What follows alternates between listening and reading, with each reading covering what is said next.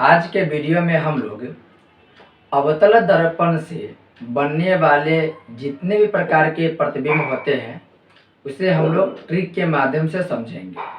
Class 10th में हमेशा यह प्रश्न पूछा जाता है, यदि किसी वस्तु को अगर हम वक्रता केंद्र पर रखेंगे तो उसका प्रतिबिंब कहाँ बनेगा। तो आज हम लोग सिर्फ अवतल दर्पण से बनने वाले प्रतिबिंब की चर्चा करेंगे। आने वाले वीडियो में उत्तल दर्पण और बाद में लेंस से बनने वाले प्रतिबिंब की भी चर्चा करेंगे। जैसे आपसे प्रश्न पूछता है कि बताइए अवतल दर्पण में अगर वस्तु को हम वक्रता केंद्र पर रखेंगे तो प्रतिबिंब कहाँ बनेगा। फिर पूछ लेता है कि फोकस पर अगर हम वस्तु को रखते हैं तो प्रतिबिंब कहाँ बनेगा। इसी तरीक़ा से और भी प्रकार के प्रश्न पूछे जाते हैं। तो इस वीडियो में हम लोग एक सिंपल से ट्रिक की चर्चा करेंगे, जिस ट्रिक के माध्यम से आप बड़े आसानी से 2 सेकंड के अंदर में सभी प्रश्नों के जवाब आसानी से आप दे सकते हैं। लेकिन ट्रिक से पहले आपको कुछ बेसिक बात भी समझना होगा, उसी के आधार पर यह ट्रिक अच्छा से काम करेगा। तो सबसे पहले हम जानेंगे अवतल दर्पण होता क्या है। अवतल दर्पण देखिए, अवतल जो दर्पण होता है वह एक कांच के खोखला गोला है। ये जो गोला बना है यह गोला खोखला है। खोखला का मतलब है अंदर से यह खाली है, कुछ नहीं है। जब इस कांच के खोखले गोले को काटा जाता है, मान लिया जाए कि ये गोला के 2 हिस्सा कर दिए। कांच के खोखले गोले को जब हम काटेंगे तो काटने के बाद हमें 2 प्रकार की आकृति दिखाई देगा। एक इधर वाली आकृति जो अंदर से धंसा हुआ है और ये वाली आकृति जो इधर से उठा हुआ है। अब हम लोग ये कांच के दाएं तरफ हम कलर करते हैं। दाएं तरफ जब हम कलर करते हैं, यहाँ पर इस प्रकार से जो चिन्ह बनता है उसे हम लोग मानते हैं कि यह क्या हो गया, इस कांच के बगल से हम रंग दिए हैं, ये रंगाई हो गया।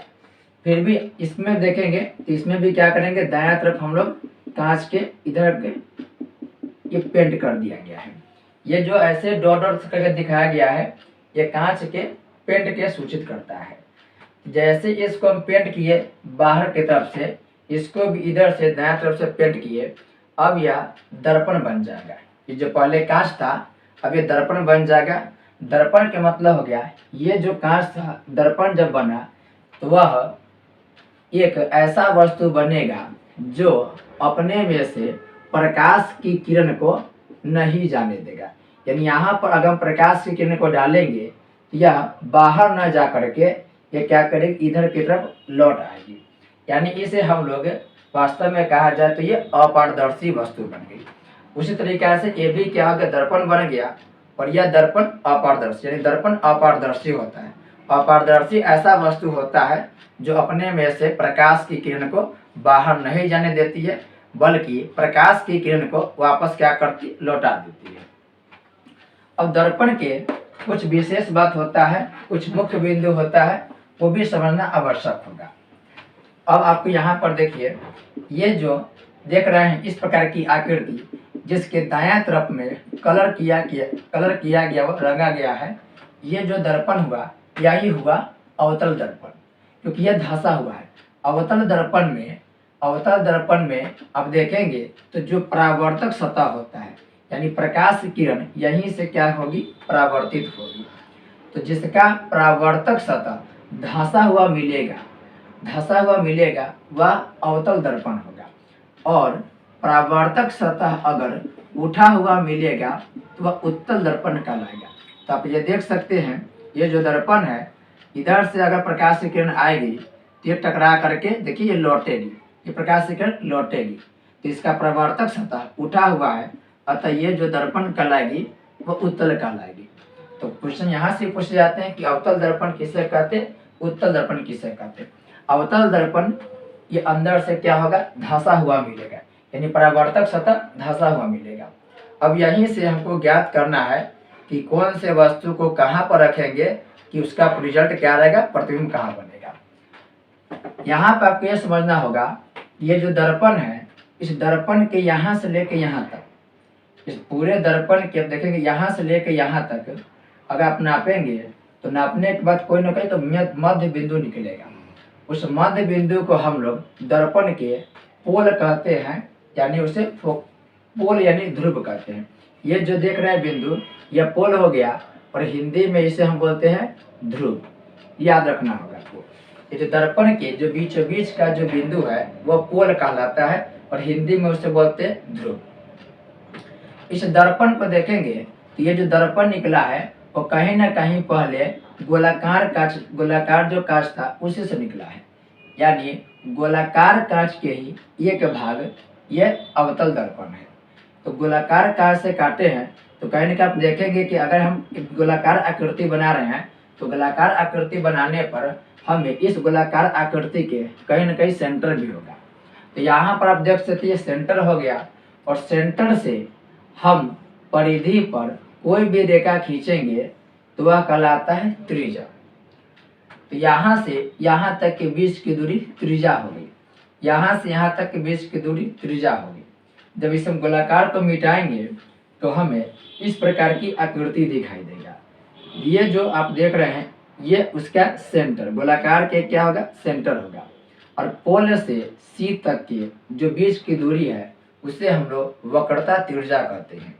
तो दर्पण के वक्रता त्रिज्या क्या हो गया, दर्पण के ध्रुव से लेकर के वक्रता केंद्र के बीच जो रेखा खींची गई है उसी को हम लोग वक्रता त्रिज्या कहते हैं। चूंकि यह मुड़ा हुआ है, वक्र है, इसलिए इसे वक्रता त्रिज्या कहेंगे।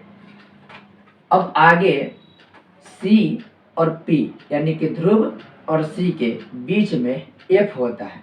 F के मतलब हो गया फोकस, F के मतलब हो गया फोकस। और C के बहुत ही दूर जाएंगे तो आपको जो स्थान मिलेगा वह होता है अनंत। तो 4 जगह आपको ध्यान रखना होगा। एक यहाँ पर पोल है, यहाँ पर F यानी कि फोकस है, यहाँ पर केंद्र यानी कि वक्रता केंद्र या वक्रता त्रिज्या है, और आगे बहुत ही दूर अनंत है। जैसे सूर्य और चांद के दूरी को यहाँ पर अनंत मान के दर्शाया जाएगा। अब ये चारों बिंदु पर जो भी वस्तु रखेंगे उसका प्रतिबिंब कहाँ बनेगा उसी ट्रिक के माध्यम से समझेंगे। एक दो और बेसिक बात आपको जानना होगा। जैसे ये जो देख रहे हैं एफ जो देख रहे हैं ये सी और पी के बीच में है, और एफ जितना होगा उसका दुगुना सी होता है। इसे ध्यान रखिएगा, एफ के दुगुना क्या होगा, सी होगा। अगर आप इसे गोला करेंगे तो पाएंगे कि यहाँ पर सी है तो ये वाला लकीर कहीं ना कहीं यहाँ से यहाँ तक का लकीर बड़ा होगा, और ये जो लकीर है वो छोटा होगा। तो एफ सी के क्या होगा, हमेशा आधा होता है, और इसी को उल्टा कर सकते, सी दुगुना होता है एफ के। अब एक बात और समझिए, कोई भी दर्पण से जब प्रतिबिंब जब कोई भी दर्पण है उस दर्पण से प्रकाश लौटता है तो लौटने के बाद कभी कभी वास्तव में मिलती है। तो दर्पण से प्रकाश की किरण लौटती है और लौटने के बाद जहाँ पर मिलेगी वहीं पर प्रतिबिंब बनेगा। और प्रतिबिंब बनाने के लिए हमें 2 प्रकार की किरण की आवश्यकता होता है। ये 2 किरण अगर है तो प्रतिबिंब आप आसानी से बना सकते हैं। तो यहाँ पर देखिए ये अवतल एक दर्पण हो गया, अवतल दर्पण के यहाँ पर हो गया P यानी कि पोल, यहाँ पर हम F बना लेते फोकस, यहाँ पर हो गया C यानी कि वक्रता केंद्र या वक्रता त्रिज्या कह सकते हैं। ये वक्रता केंद्र हो गया, और खींच लेंगे तो त्रिज्या हो जाएगा, और यहाँ पर अनंत हो गया। प्रतिबिंब बनाने के लिए 2 किरण की आवश्यकता होता है। ये जो देख रहे हैं ये जो लकीर, इस लकीर को हम बोलते हैं प्रधान अक्ष या मुख्य अक्ष। इसे याद रखेंगे, प्रधान अक्ष, और इसको हम प्रधान अक्ष को ही बोल देते हैं मुख्य अक्ष। हालांकि ट्रिक में ये सब न भी याद रहेगा तो भी आसानी से बन जाएगा। सिर्फ आपको इस स्थिति को अगर ध्यान में रख रहे हैं तो ट्रिक बन जाएगा, आपसे सवाल भी बन जाएगा। लेकिन इन सभी बातों को ध्यान में रखना आवश्यक है, क्योंकि एग्जाम में जब लघु उत्तरीय और दीर्घ उत्तरीय प्रश्न पूछेंगे तो उसे विस्तार से लिखना होगा, और ऑब्जेक्टिव को सोल्यूशन के लिए आपको यह ट्रिक की आवश्यकता होगी। इस जो रेखा को देख रहे हैं आप, उसे हम लोग प्रधान अक्ष या मुख्य अक्ष बोलते हैं। प्रधान अक्ष के समांतर में कोई किरण है, ये जो देख रहे हैं ये प्रधान अक्ष के समांतर के किरण है और समांतर किरण यहाँ पर गई और ये दर्पण है, दर्पण अपारदर्शी है तो यहाँ से किरण आगे नहीं जाएगी, तो ये क्या करेगी, लौट के चली आएगी बगल से।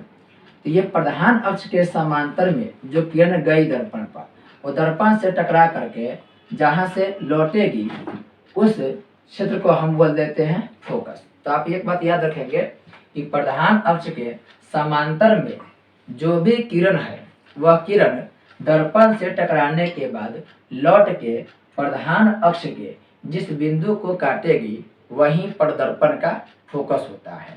तो देखिए प्रधान अक्ष के समांतर, ये प्रधान अक्ष है, इसके समांतर ये किरण गई, ये जाने का सिंबल देखिए, जाने के लिए हम ऐसे के तीर के निशान बनाते हैं और फिर यहाँ से टकरा करके यहाँ से लौटी, तो लौटने पर आप देख रहे हैं कि प्रधान अक्ष से होकर गुजर रही है।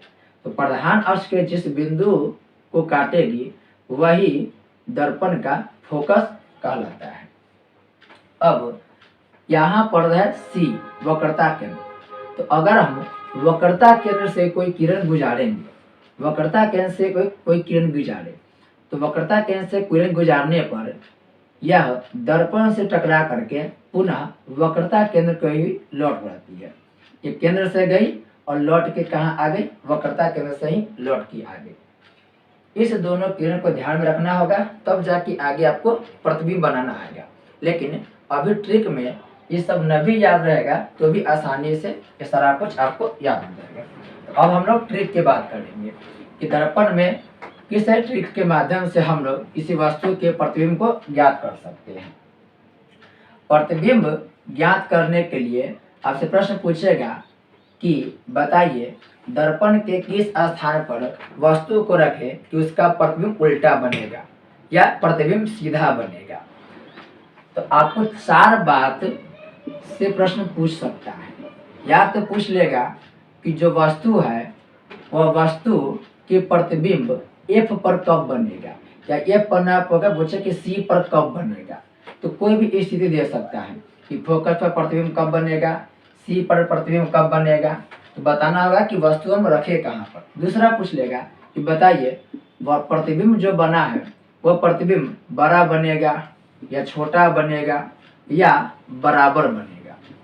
इसके अलावा आपसे पूछ सकता है कि प्रतिबिंब सीधा बनेगा या उल्टा बनेगा, या पूछ सकता है जो प्रतिबिंब बना है वह प्रतिबिंब काल्पनिक प्रतिबिंब है या वास्तविक प्रतिबिंब है, काल्पनिक या वास्तविक प्रतिबिंब है। काल्पनिक प्रतिबिंब को ही आभासी प्रतिबिंब कहते हैं। तो 4 तरह से प्रश्न पूछे जाएंगे। पूछ लेगा कि वस्तु के प्रतिबिंब कहाँ पे बनेगा, जो प्रतिबिंब बना है उसका आकार कैसा है, सीधा बना है कि उल्टा बना है, वास्तविक है कि काल्पनिक बना है। ये 4 तरह से प्रश्न पूछे जाते हैं। अब हम लोग ट्रिक की चर्चा करेंगे। तो सबसे पहले हम लोग अवतल दर्पण बनाएंगे और अवतल दर्पण से ज्ञात करेंगे। देखिए ये जो देख रहे हैं ये एक अवतल दर्पण हो गया। अवतल दर्पण वैसा दर्पण होता है जिसके परावर्तक सतह धंसा हुआ होता है, अंदर की ओर धंसा हुआ है। तो हम लोग ये अवतल दर्पण बनाए। अवतल दर्पण के सामने में ये जो किरण गुजरा है, सॉरी ये जो रेखा गुजरा है, इसे हम लोग बोलते हैं प्रधान अक्ष या मुख्य अक्ष। यहाँ पर दर्पण के बीचों बीच जो बिंदु है उसे हम P से सूचित करते हैं, जिसे पोल कहते हैं, या इसे हम लोग हिंदी में ध्रुव कहते हैं। दर्पण के इस हिस्सा पर वक्रता केंद्र हो गया और P और C के बीच में F यानी कि फोकस होगा और बहुत दूर आपको अनंत मिलेगा। तो अनंत भी आपको दर्शाना होगा। अब देखिए वस्तु कहाँ कहाँ रख सकते हैं अवतल दर्पण में। या तो हम वस्तु को अनंत पे रख सकते हैं, या तो वस्तु को हम C और अनंत के बीच में कहीं पर रख सकते हैं, यहाँ चाहे यहाँ कहीं भी रख सकते हैं, या वस्तु को हम यहाँ पर C पर रख सकते हैं, या हम F और C के बीच में किसी वस्तु को रख सकते हैं, या हम लोग वस्तु को F पर रख सकते हैं, या F और P के बीच में रख सकते हैं, या हम लोग वस्तु को P पर रख सकते हैं। तो इतना कंडीशन है, इन सभी कंडीशन के आधार पर क्वेश्चन पूछा जाएगा। तो देखिए कितना है, अनंत पर रख सकते हैं, वक्रता केंद्र और अनंत के बीच में वस्तु को रख सकते हैं, वस्तु को C पर रख सकते हैं, F और C के बीच में रख सकते हैं, एफ पर रख सकते हैं, एफ और पी यानी कि दर्पण के ध्रुव और दर्पण के फोकस के बीच में रख सकते हैं, और दर्पण के पोल पर यानी कि ध्रुव पर रख सकते हैं। 7 जगह पर हम वस्तु को रख सकते हैं। तो सातों जगह पर वस्तु रखेंगे तो उसका जो प्रतिबिंब बनेगा वो अलग अलग तरीके से बनेगा। कोई प्रतिबिंब बड़ा बन सकता है, कोई छोटा बन सकता है, कोई बराबर भी बन सकता है। सभी प्रतिबिंब अलग अलग आकार के बनेगा। फिर कुछ प्रतिबिंब वास्तविक बनेगा, कुछ प्रतिबिंब काल्पनिक बनेगा। तो आपको इसे सोल्व करने के लिए इस प्रकार के डायग्राम की आवश्यकता होगा। बाद में अगर दो तीन बार अगर प्रैक्टिस कर लेंगे तो बिना डायग्राम के माध्यम से भी आपको याद हो जाएगा, या आप खुद ही 2 मिनट के बाद आपको पता चलेगा। तो देखिए, हम वस्तु को रख रहे हैं सबसे पहले अनंत पर। मान लेते हैं ये कोई वस्तु है। अब अनंत पर जब हम वस्तु को रखते हैं तब उसका प्रतिबिंब एफ पर बनता है। जब अनंत पर किसी वस्तु को रखेंगे तो प्रतिबिंब बनेगा एफ पर। तो अब हम यहाँ पर एफ छोटा सा लिख दे रहे हैं और ये बना ली एक प्रतिबिंब। आप देखेंगे यहाँ पर कि ये जो प्रतिबिंब बना है, ये जो वस्तु है, आप देखिए यहाँ पर जो प्रतिबिंब बना है तो हम इसको उल्टा कर दिए हैं। आप इसको उल्टा मान लीजिए, या अगर सही से दिखाना हो तो मान लेते कि यह कोई वस्तु है, ये ऊपर नुकीला कर दिया, और यहाँ पर जो प्रतिबिंब बना वो इस तरीका से बना, यानी ये जो हिस्सा देख रहे हैं वो नीचे है, तो ये उल्टा बनता है। उल्टा और पार्श्विक उल्टा में अंतर होता है। जैसे ये ए लिखा है और ये वाला ए है, ये उल्टा प्रतिबिंब हो गया। यानी जब सर के स्थान पर पाँव दिखाई दे और पाँव के स्थान पर सर दिखाई दे तो वह उल्टा प्रतिबिंब कहलाता है। जबकि आप इसे किसी दर्पण में देखेंगे तो आप इस तरीका से बी देखेंगे तो दर्पण में आपको ऐसे दिखाई देगा। तो ये उल्टा तो होता है, लेकिन उसको बोलते हैं हम लोग पार्श्व उल्टा या पार्श्विक उल्टा। जबकि वास्तविक में उल्टा ऐसा बनता है। उल्टा का मतलब ये जो सर है, ये सर के जगह पर पाँव और पाँव के जगह पर सर दिखाई दे। और पार्श्विक में क्या होगा, ये दायां के बायां और बायां के दायां दिखाई देता है। जब आप समतल दर्पण में चेहरा देखते हैं तो सब कुछ समान होता है, सर के जगह पर सर ही रहता है, लेकिन दायां बायां की तरफ दिखाया जाता है और बायां दायां की तरफ। तो उसको हम लोग बोलते हैं पार्श्विक उल्टा, पार्श्व उल्टा बोलते हैं। यहाँ पर आप देखेंगे जब हम वस्तु को अनंत पर रखें तो अनंत पर रखें तो प्रतिबिंब इसका कहाँ बन रहा है, फोकस पर। प्रतिबिंब बना फोकस पर, और वस्तु से बहुत ही छोटा प्रतिबिंब बन रहा है। अब देखेंगे अनंत पर रखे हैं तो प्रतिबिंब देखिए वस्तु से बहुत ही छोटा बन रहा है, और प्रतिबिंब देखिएगा उल्टा बन रहा है। ये देखिए यहाँ पर ये ऊपर की तरफ है, ये नीचे की तरफ है। दर्पण के आगे जो भी प्रतिबिंब बनेगा वह वास्तविक प्रतिबिंब होता है। तो देखिए दर्पण के पीछे हो गया हिस्सा, ये दर्पण के आगे का हिस्सा हो गया। तो दर्पण के चूंकि आगे है इसलिए ये जो प्रतिबिंब बनेगा ये प्रतिबिंब वास्तविक प्रतिबिंब होगा। ये आपको जो भी प्रतिबिंब उल्टा मिलेगा तो उल्टा जो प्रतिबिंब होता है वह वास्तविक प्रतिबिंब होता है। इसे आप याद ही रखेंगे कि जो भी उल्टा प्रतिबिंब होगा इसका मतलब है वह वास्तविक प्रतिबिंब है, और अगर सीधा कोई प्रतिबिंब बना है तो सीधा प्रतिबिंब काल्पनिक होता है। इस बात को ध्यान रखेंगे। अगर कोई प्रतिबिंब सीधा बन रहा है तो समझ जाइए वह कैसा प्रतिबिंब हो गया, वह काल्पनिक प्रतिबिंब हो गया। तो पहला देखिए हम लोग वस्तु कहाँ रखे, अनंत पर रखे। जब अनंत पर रखे तो ये पहला स्थान देते, पहला नंबर अनंत पर रखे तो प्रतिबिंब बना फोकस पर। वस्तु से बहुत ही छोटा बना, वस्तु से देखिए उल्टा बना है, और चूंकि दर्पण के आगे है और ये उल्टा है तो समझिए ये जो प्रतिबिंब है वह प्रतिबिंब वास्तविक प्रतिबिंब होगा। अब हम दूसरे स्थान पर वस्तु को रखेंगे, एक स्टेप हम आगे बढ़ेंगे। तो एक स्टेप आगे बढ़े तो केंद्र यानी वक्रता केंद्र और अनंत के बीच में वस्तु रखें। तो मान लेते हैं कि ये हो गया वस्तु हो गया। अब हम एक स्टेप आगे इधर बढ़े तो प्रतिबिंब बनाने के लिए हमको एक स्टेप इधर पीछे लौटना पड़ेगा, आगे की तरफ आएंगे। देखिए यहाँ पर एफ है और यहाँ पर सी है। जब सी और अनंत के बीच में वस्तु रख रहे हैं तो उसका प्रतिबिंब बनाने के लिए इधर हम पीछे हटेंगे। तो ये हो गया यहाँ पर प्रतिबिंब, यानी जब सी और अनंत के बीच में वस्तु रखे हैं तो प्रतिबिंब बन रहा है एफ और सी के बीच।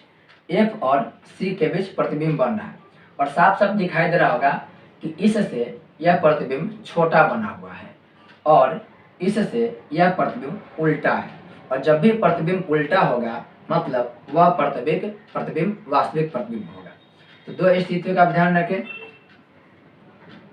एक यहाँ पर अनंत पर रखें तो प्रतिबिंब बना कहाँ पर, एफ पर बना, और जब अनंत और सी के बीच में रखें तो प्रतिबिंब बना कहाँ पर, एफ और सी के बीच में। दोनों ही प्रतिबिंब छोटा है, दोनों ही उल्टा है और उल्टा प्रतिबिंब वास्तविक होता है। अवतल दर्पण में यहाँ पर और यहाँ पर रखेंगे तभी सीधा बनेगा, बाकी हर जगह के प्रतिबिंब आपको उल्टा ही मिलेगा। और जब प्रतिबिंब उल्टा तो प्रतिबिंब वास्तविक होगा। अब हम अगला बार वस्तु रखें सी पर, तो यह हो गया सी पर। जब सी पर रखें तो प्रतिबिंब हमको कहाँ मिला, सी पर ही मिला। जब सी पर वस्तु को रखें तो प्रतिबिंब सी पर ही मिला और यह वस्तु के बराबर है। भले यहाँ पर आपको छोटा बड़ा दिख रहा हो, लेकिन सी पर जब वस्तु को रखते हैं तो प्रतिबिंब कहाँ बनता है, प्रतिबिंब सी पर बनता है और वस्तु से आकार में बराबर बनता है। वस्तु के उल्टा बना है और उल्टा जो भी होगा यह हो जाएगा वास्तविक प्रतिबिंब। तो यह वास्तविक प्रतिबिंब है। तो चार बात ध्यान रखिएगा, ये सी पर रखे वस्तु तो प्रतिबिंब बना सी पर ही, वस्तु के बराबर बना, वस्तु के उल्टा बना और उल्टा प्रतिबिंब हमेशा वास्तविक होता है। ये एक वास्तविक प्रतिबिंब है। अब ये तीनों के समझने के बाद आगे हम इसे मिटा देते हैं ताकि आपको आगे आसानी से समझ में आएगा। अब हम वस्तु को, यहाँ पर सी है, यहाँ पर एफ है, अब हम अगला स्टेप में रखेंगे, यानी एफ और सी के बीच में वस्तु को रखें। तो यहाँ पर हम वस्तु को रखें सी और एफ के बीच में, तो प्रतिबिंब के लिए हम लोग आगे बढ़ाएंगे। तो प्रतिबिंब को आगे बढ़ाएंगे तो पहले देखिए प्रतिबिंब यहाँ बना था, फिर यहाँ बना था, यहाँ बना था, अब हम इसके बीच में रखेंगे। तो जब सी और एफ के बीच में वस्तु रखें तो प्रतिबिंब बनेगा, ये अनंत है, सी और अनंत के बीच में, ये सी और अनंत के बीच में है। और जैसे सी और एफ के बीच में रखें तो प्रतिबिंब बना सी और अनंत के बीच में। वस्तु से ये बड़ा बन रहा है, वस्तु के उल्टा है और उल्टा प्रतिबिंब हमेशा वास्तविक होता है। अब हम वस्तु को रखें एफ पर, तो जब एफ पर रखेंगे तो प्रतिबिंब बनेगा अनंत पर। अनंत पर बना तो वस्तु से क्या बना, बड़ा बना, वस्तु के उल्टा बना और उल्टा प्रतिबिंब हमेशा वास्तविक होता है। तो इस तरीके से आप देखें कि यहाँ से लेकर यहाँ तक जितना भी प्रतिबिंब बना है वो सभी प्रतिबिंब वस्तु के उल्टा बना है, और उल्टा है इसका मतलब वह प्रतिबिंब वास्तविक होगा। इस दो जगह पर अगर आप वस्तु को रखेंगे तो उसका प्रतिबिंब दर्पण के पीछे बनेगा। चूंकि दर्पण के पीछे नहीं बनता उसे मान लेते हैं, तो यह प्रतिबिंब हम लोग काल्पनिक मानते हैं। जब एफ और पी के बीच में रखेंगे, देखिए जब एफ और पी के बीच में वस्तु को रखेंगे तो जो प्रतिबिंब बनेगा वह बनेगा दर्पण के पीछे, दर्पण के पीछे बनेगा। आप देख रहे हैं कि यह देख रहे हैं वस्तु और यह वस्तु, ये दोनों के बीच में अंतर है। इस वस्तु से ज़्यादा बड़ा इसका प्रतिबिंब है। तो जब एफ और पी के बीच में वस्तु रखते हैं तो उसका प्रतिबिंब दर्पण के पीछे बनेगा। वस्तु से बड़ा बन रहा है और दर्पण के पीछे बन रहा है तो यह प्रतिबिंब सीधा बनेगा, और जब भी सीधा बनेगा प्रतिबिंब वह हो जाएगा काल्पनिक प्रतिबिंब। तो दर्पण के पीछे दो प्रतिबिंब बनेगा और दोनों होगा सीधा और दोनों होगा काल्पनिक प्रतिबिंब। जब दर्पण के हम पोल पर रखते हैं वस्तु को तो प्रतिबिंब पोल पर ही बनता है। यहाँ पर अब देख सकते हैं, यहाँ पर हम पोल पर रखें तो प्रतिबिंब बना पोल पर ही, और जब पोल पर रखें तो वस्तु के यह सीधा बना, और सीधा बनेगा तो काल्पनिक बनेगा।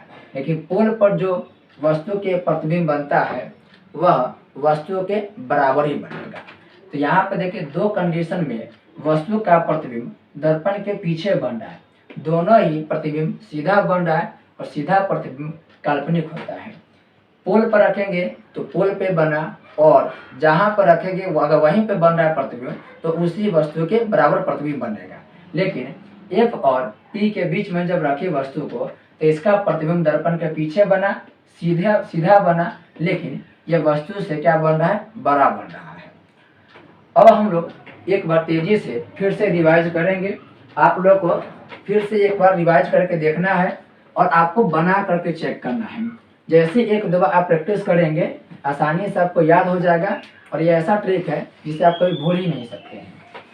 तो सबसे पहले हम लोग अवतल दर्पण को ले लेंगे। अवतल दर्पण को बनाने के बाद हम लोग मुख्य अक्ष खींचेंगे। तो ये मुख्य अक्ष हो गया, यहाँ पर हो गया दर्पण के पोल, यहाँ पर हो गया एफ, यहाँ पर हो गया सी और यहाँ पर हो गया अनंत। अब ध्यान से देखिएगा, यहाँ पर हम वस्तु को रखें, अनंत पर वस्तु रखें। वस्तु की यह संख्या हो गया 1, पहला नंबर। तो वस्तु जब अनंत पर रखाया तब इसका प्रतिबिंब कहाँ बना, एफ पर बना, एफ पर यह बना।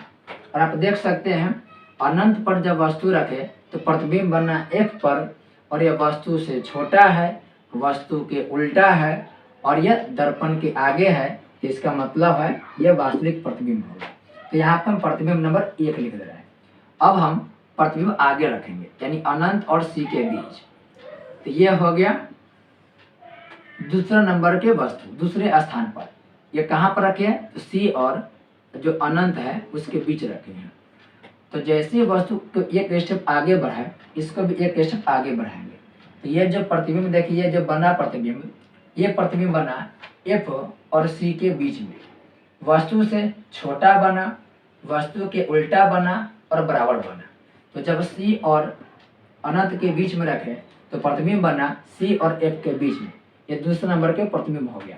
अब साफ साफ देख सकते हैं वस्तु के ये उल्टा है, वस्तु से ये छोटा है। अब हम वस्तु को रखें वक्रता केंद्र पर। जब वक्रता केंद्र पर रखें तो प्रतिबिंब बना वक्रता केंद्र पर। वक्रता पर केंद्र पर रखें तो प्रतिबिंब बना वक्रता केंद्र पर। वस्तु के उल्टा बनेगा लेकिन साइड में क्या बना, बराबर बनेगा। और चूंकि उल्टा है तो यह क्या होगा, वास्तविक प्रतिबिंब होगा। अब हम वस्तु को रखें कहाँ पर, सी और एफ के बीच में। यहाँ पर आप ठीक से समझिएगा, यहाँ पर चूंकि ये भी डायग्राम बना है और ये भी डायग्राम बना है तो हो सकता है कि थोड़ा समझने में दिक्कत हो, लेकिन समझिएगा कि प्रतिबिंब बनना है। और अभी हम जो ऊपर लिख रहे हैं वह वस्तु है। तो अब हम सी और एफ के बीच में रखें। अब यहाँ पर हम वस्तु को रख रहे हैं। देखिए ये वस्तु है, ये जो प्रतिबिंब नीचे देख रहे हैं ये प्रतिबिंब इसका प्रतिबिंब है और ये अलग वस्तु है। ये चौथा स्थान पर वस्तु हो गया। तो जब हम सी और एफ के बीच में रखे वस्तु, सी और एफ के बीच में रखें तो प्रतिबिंब बनेगा सी और अनंत के बीच में। तो यहाँ पर हो गया ये प्रतिबिंब चौथा नंबर के। तो साफ साफ दिखाई दे रहा है इस वस्तु से बड़ा प्रतिबिंब ये है, वस्तु के उल्टा है और उल्टा प्रतिबिंब हमेशा वास्तविक होता है। फिर हम वस्तु को रखें एफ पर 5वें नंबर के, तो प्रतिबिंब बना बहुत बड़ा 5वें नंबर के। वस्तु से देखिए बड़ा बना, वस्तु के उल्टा बना और ये वास्तविक प्रतिबिंब है। जब हम एफ और पी के बीच में जब रखेंगे वस्तु को तो प्रतिबिंब दर्पण के क्या बनेगा, पीछे बनेगा और प्रतिबिंब सीधा बनेगा। और सीधा प्रतिबिंब हमेशा क्या होता है, काल्पनिक होता है, यानी कि आभासी प्रतिबिंब होगा। जब वस्तु को हम रखेंगे पी पर यानी पोल पर तो प्रतिबिंब बनेगा पोल पर, वस्तु के ये बराबर बनेगा, प्रतिबिंब बराबर है, वस्तु क्या है, सीधा है और सीधा जो होगा वह प्रतिबिंब काल्पनिक होगा। तो आप इसे एक दफा प्रैक्टिस करेंगे तो अपने आप याद हो जाएगा। फिर आप रिकॉल कीजिएगा, यानी बना लेने के बाद आप खुद से क्वेश्चन आंसर कीजिएगा कि जब अनंत पर रखे तब स्टेप मिलाइएगा। जब अनंत पर रख रहे हैं तो फोकस पे बन रहा है, फोकस पे रख रहे हैं तो वस्तु का प्रतिबिंब अनंत पे बन रहा है। तो इधर से हम एक एक स्टेप आगे बढ़ते जाएंगे और इधर से प्रतिबिंब के एक एक स्टेप आगे बढ़ते चल जाएंगे। सिर्फ दो ऐसा स्थिति है जिसमें अवतल दर्पण में जो प्रतिबिंब बनेगा वह प्रतिबिंब दर्पण के पीछे बनेगा। दर्पण के पीछे बनने का मतलब है वह प्रतिबिंब काल्पनिक बनेगा और काल्पनिक प्रतिबिंब हमेशा सीधा होता है।